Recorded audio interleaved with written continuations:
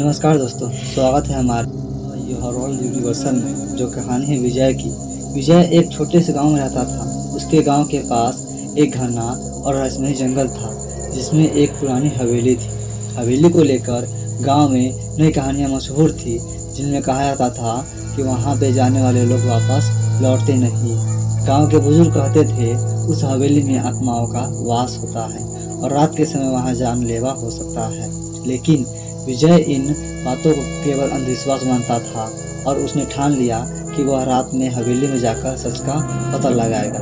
एक अंधेरी और ठंडी रात में विजय अपनी टॉर्च और कुछ जरूरी सामान लेकर हवेली की ओर निकल पड़ा। चारों ओर घना जंगल और भयानक सन्नाटा था। केवल विजय के कदमों की आवाज़ उस खामोशी को तोड़ रही थी। जैसे वैसे वह हवेली के पास पहुंचा, उसे हवा में अजीब सी ठंडक और एक अज्ञात भय महसूस होने लगा।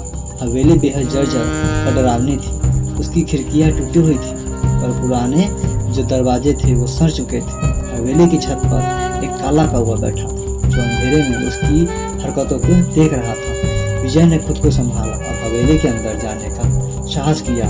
अंदर घुसते ही दरवाजे अपने आप जोर से बंद हो गए। विजय के टॉर्च की रोशनी के चारों तरफ देखा। हवेली के अंदर धूल से भरी हुई चीजें थी, जाले और टूटी फूटी खिड़कियां भी थी। अचानक विजय को ऐसा लगा जैसे उसकी कोई आवाज़ धीमी गति से पुकार रही हो।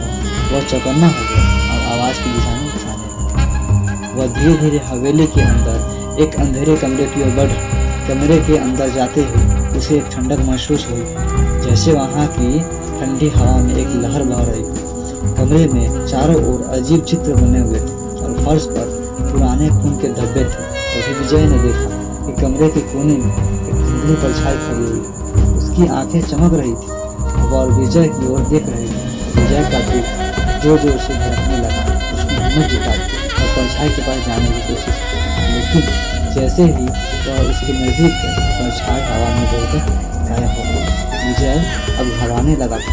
हवेली के चारों ओर वह अजीब गई आवाज़ें गूंजने लगी, जैसे कोई रो रहा हो, किसी के कदमों की आहट हो रही हो। तभी उसे पीछे से किसी के हंसने की आवाज़ सुनाई देती है। उसने पलट कर देखा तो उसे एक सामने औरत दिखाई दी। उसकी लाल आँखें और चेहरा बुरी तरह जला हुआ था।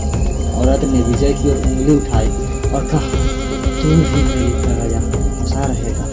विजय ने भागने की कोशिश की, लेकिन उसके पैर जमीन से चिपक गए थे। वह हिल नहीं पा रहा था।